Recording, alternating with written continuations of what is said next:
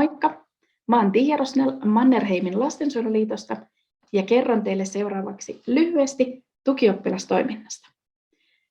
Tukioppilastoiminta on vahvasti osa koulun hyvinvointityötä ja se perustuu tämmöiseen vertaisuuden ajatukseen.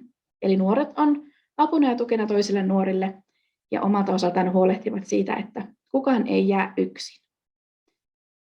Tukioppilastoiminnan tavoitteena on toiset huomioivan käyttäytymisen edistäminen koulussa, osallisuuden lisääminen, ongelmien ennaltaehkäiseminen sekä yksilönä kehittyminen. Näitä kaikkia taitoja harjoitellaan siinä tukioppilastoiminnan parissa.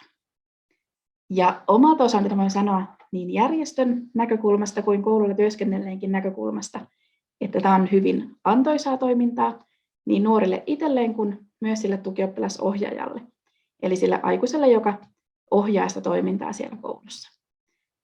On ilo seurata nuorten iloa ja innostusta, kun he haluaa auttaa, haluaa tehdä asioita, haluaa luoda siitä koulusta vähän parempaa ja yhteisöllisempää kaikille osapuolille. Kyllä se piristää siinä arjen harmauden keskellä, kun nuorten innostus ja toiminta lähtee siellä pyörimään.